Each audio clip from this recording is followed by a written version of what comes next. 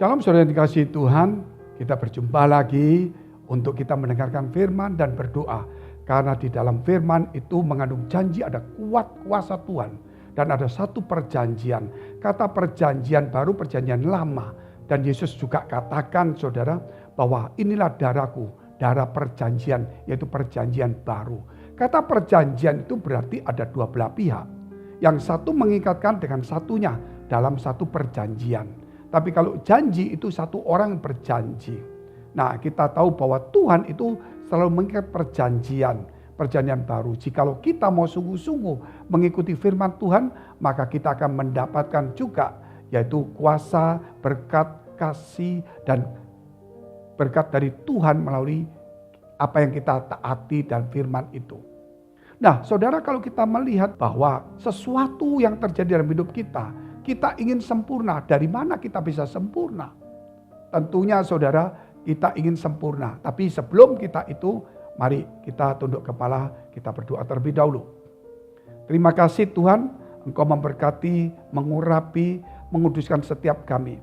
Supaya kami masuk di dalam rencana Allah, satu perjanjian yang kudus dan yang suci.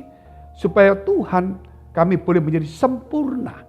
Di dalam nama Tuhan Yesus memberkati mereka dalam pergumulan yang punya masalah, persoalan, tantangan demi nama Yesus. Supaya mereka diberkati Tuhan dan dipakai Tuhan. Yang dalam pergumulan mendapatkan hikmat jalan keluar. Yang sakit disembuhkan di dalam nama Tuhan Yesus. Haleluya, amin. Untuk menjadi sempurna, kita lihat dulu firman Tuhan. Yakobus pasal 3 ayat 1 sampai 11 kita potong-potong ayatnya. Saudara-saudaraku, janganlah banyak orang di antara kamu mau menjadi guru.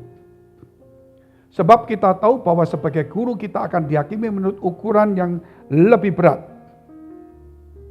Sebab kita semua bersalah dalam banyak hal. Jadi banyak hal kita salah. Barang siapa tidak bersalah dalam perkataannya, ia adalah orang sempurna. Yang dapat juga mengendalikan seluruh tubuhnya.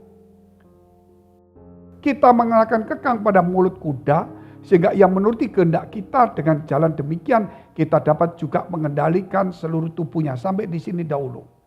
Nah, dari sini kita tahu kita itu banyak salah dalam segala hal. Ya, dalam pelayanan, dalam kehidupan, dalam apa saja kita salah. Dalam perencanaan salah, dalam keputusan salah. Tetapi saudara, yang paling kita lupakan adalah dalam perkataan.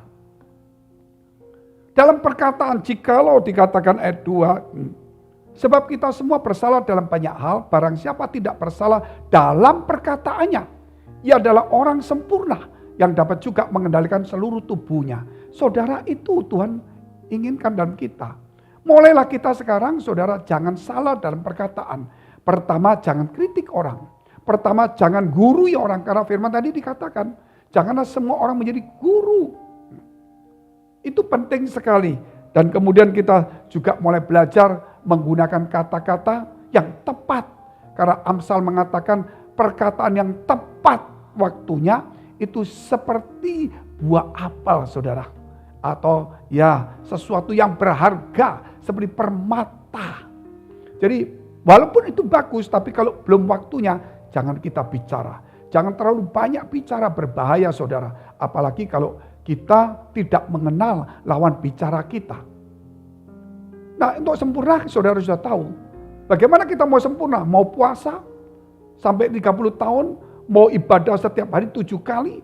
Kalau kita tidak bisa saudara mengatur perkataan kita dan kita salah banyak hal dalam perkataan, kita tidak sempurna. Memulai dengan perkataan. Terus kita lihat ayat yang keempat sampai dengan ayat yang ke-8. Dan lihat saja kapal-kapal walaupun amat besar dan digerakkan oleh angin keras, namun dapat dikendalikan oleh kemudi yang amat kecil menurut kehendak jurumudi. Demikian juga lidah, walaupun suatu anggota kecil dari tubuh, namun dapat memegahkan perkara-perkara yang besar. Lihatlah betapapun kecilnya api, ia dapat membakar hutan yang besar. Lidah pun adalah api, yang merupakan suatu dunia kejahatan.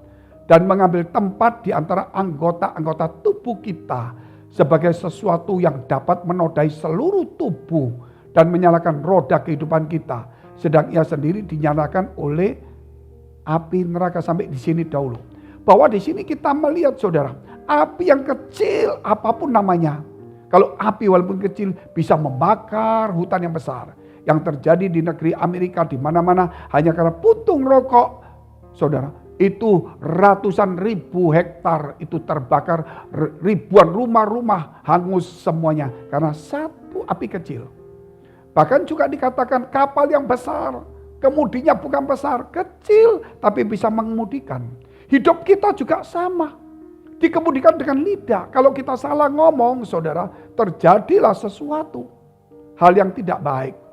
Oleh karena itu dikatakan bahwa lidah itu ada satu dunia kejahatan. Ya, seperti racun saudara yang dikendalikan oleh api neraka. Sebab itu marilah kita berkata-kata, mazmur, penghiburan, firman Tuhan, dan kita menguasai perkataan kita. Kita terus lihat ayat selanjutnya.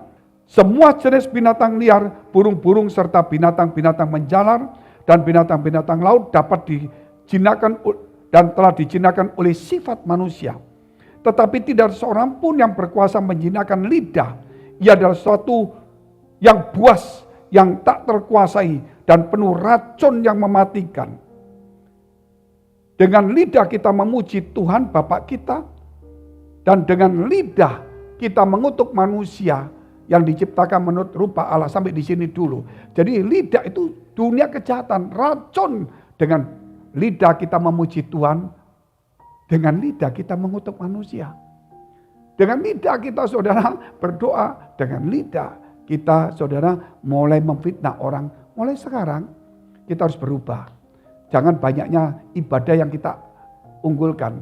Tetapi marilah saudara kata-kata yang bermanfaat. Kata-kata yang diurapi. Itu yang menentukan banyaknya ibadah kita diberkati Tuhan. Terus kita lihat. Dari mulut yang satu keluar berkat dan kutuk. Hai, hal ini saudara-saudaraku tidak boleh demikian terjadi. Adakah sumber memancarkan air tawar dan air pahit dari mata air yang sama? 12. Saudara-saudaraku, adakah pohon ara dapat menghasilkan buah zaitun? Adakah pokok anggur dapat menghasilkan buah ara? Demikian juga mata air asin tidak dapat mengeluarkan air tawar. Kalau hidup kita sudah baru, pasti ada hal yang baru. Kalau hidup kita, saudara, ada darah Kristus, yang keluar adalah pengorbanan. Kalau hidup kita ada Roh Kudus, yang keluar adalah buah roh damai sejahtera. Mari kita berdoa. Bapa kami dalam surga, terima kasih atas firman-Mu. Memberkati kami, yang sakit Tuhan sembuhkan. Mari saudara, engkau yang sakit, tumpangkan tangan bagian sakit. Engkau dalam pergumulan yang begitu berat, baik dalam pekerjaan, rumah tangga, kesehatan, baik dalam studi karir, maupun dalam keuangan, ataupun perjodohan, apapun juga, dekapkan kedua tanganmu di dadamu. Di dalam nama Tuhan Yesus, nama yang berkuasa, oleh bilu-bilunya penyakitmu pun disembuhkan. Dan firman Yesus mengatakan, imanmu telah menyelamatkan engkau, imanmu telah menyembuhkan engkau. Dalam nama Yesus jadilah sembuh dan jadilah pulih. Dan engkau diberkati Tuhan, sehingga segala pergumulanmu diberkati Tuhan, sehingga engkau mengalami kemenangan dan berhasil.